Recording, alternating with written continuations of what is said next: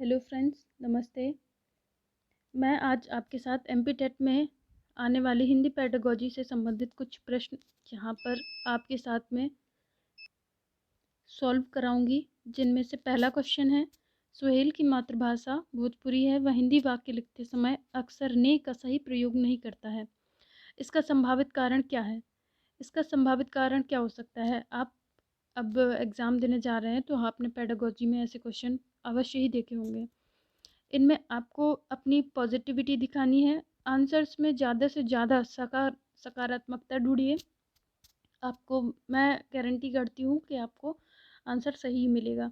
तो आप पहला ऑप्शन पढ़िए, सुहेल हिंदी भाषा नहीं जानता है, वह लापरवाह है, वह ध्यान से नहीं लिखता है, और यह उसकी मातृभाषा का प्रभाव है, जहाँ बोलते समय अक्सर आवश्यक स्थितियों में ने का सही प्रयोग नहीं किया जाता, यह प्रयोग नहीं किया जाता है। तो आपको भी लग रहा होगा कि ये डी ऑप्शन इसका सही है।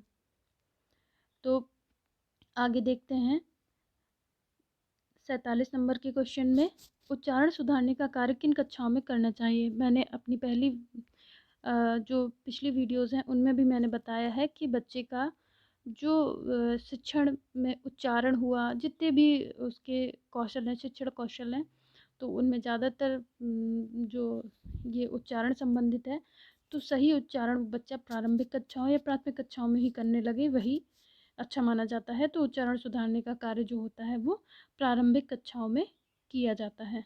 ठीक है, प्रारंभिक कक्षाओं में किया जाता है।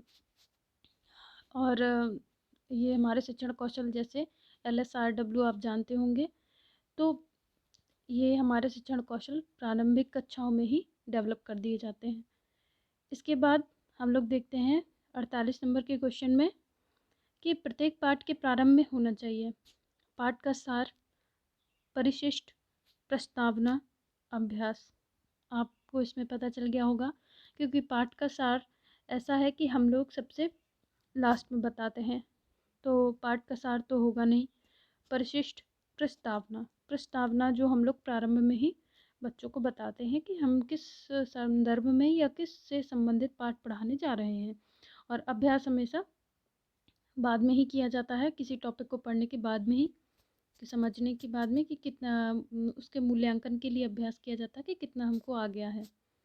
तो ये कोई ऑप्शन होगा नहीं, इसमें ऑप्शन क्या हो जाएगा हमारा, प्रस्तावना।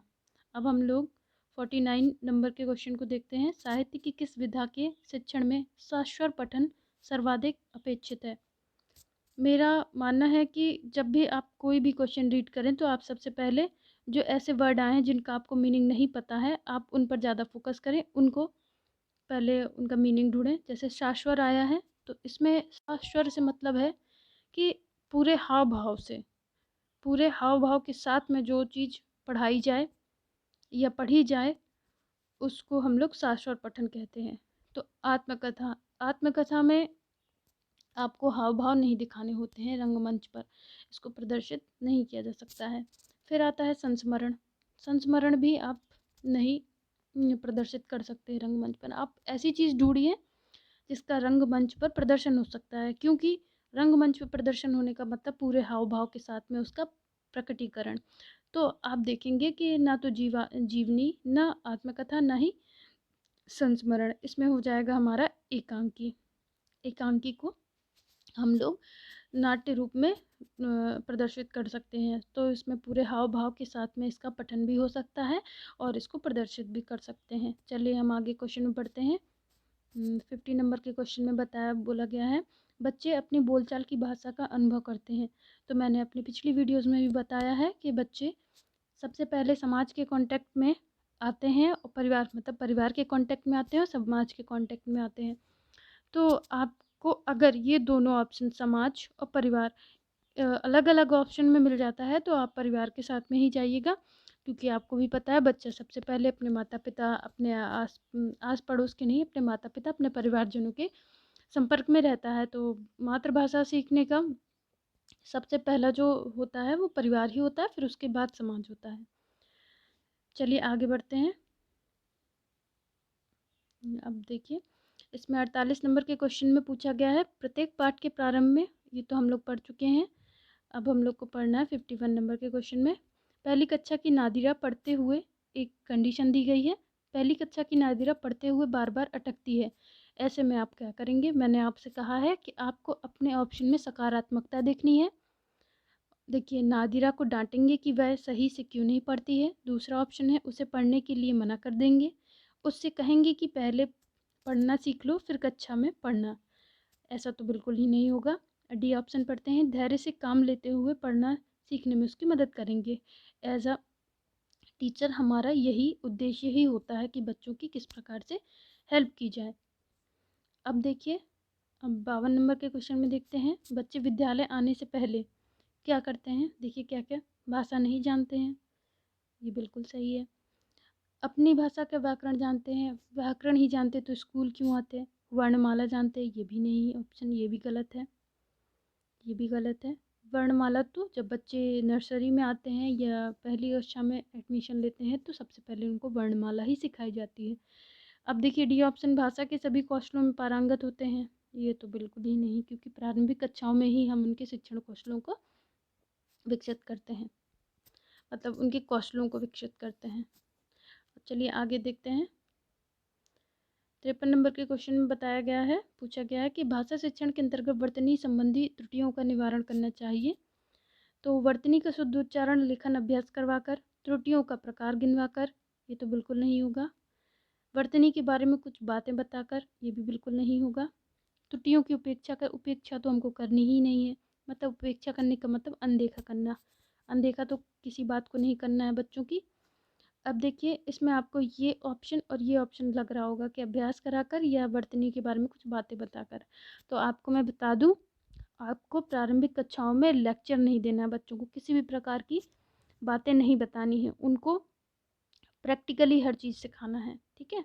बच्चों को कुछ बातें बता दोगे, वो इस कान से सुनेंगे, उधर से निकाल उस कान से निकाल देंगे।